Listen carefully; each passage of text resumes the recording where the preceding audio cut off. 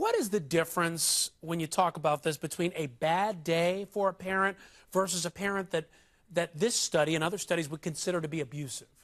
So it's really a degree and a continual when it's pervasive. So this is not you put your child in a timeout or you came home and yelled at them inappropriately, as a one-time kind of thing or even occasional. So I kind of look at it as I had a bad day and made an error as a parent to people we might not consider parents of the year, that we might not that will consider them bad parents versus absolute abuse. And abuse is when things like leaving an infant in a crib all day, where they have really no contact or they're locked in their rooms all day, name calling, belittling children for having normal emotions.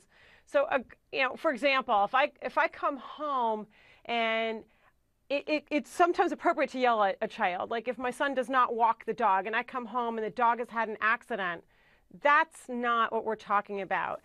But what's the difference? What is the difference between that yelling at him, which some people might say, hey, that's abusive, versus being constructive in that example? Okay, so if I come home and I say, you're an idiot, you didn't walk the dog, and now the dog had an accident, and that's a continual form of behavior. Okay. That's abusive. Versus if it's constructive, if it's, I'm really disappointed, you lack the responsibility, and here's the consequences of that. Even if I'm yelling at him or whatever, even if if I've made a mistake and I'm angrier than I need to be, that's not abusive. And it's also this pervasive pattern where if a child is not shown love and is put down all the time or is isolated, those are the kinds of things that can lead to real damage. Now, as a physician, as a parent, as someone who is seeing other children, whatever, it does become more difficult, like where is that line?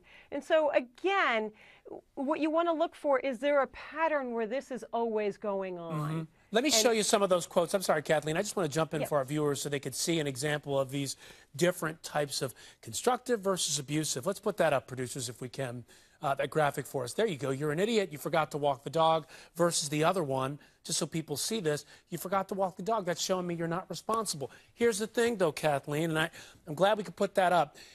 Talk to us, though, about a frustrated parent, because a lot of parents are going to say, I just got home, and I'm frustrated, and I can't calm down to give that constructive comment. What does a parent do then?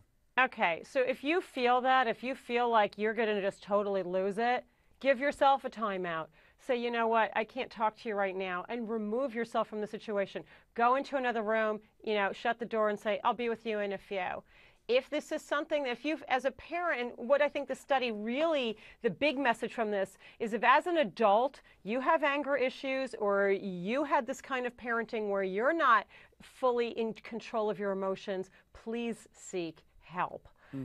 This is where no one is going to sit there and say, this is that you're being awful for going and seeking help. We want to help these parents to make it more constructive. In the same way that when we look at physical abuse, that the people who tend to perpetrate that kind of behavior were abused themselves, the same thing in this example. The people who tend to do this received this kind of behavior. All right, Kathleen, thank you very much. We appreciate that. Thanks for having me.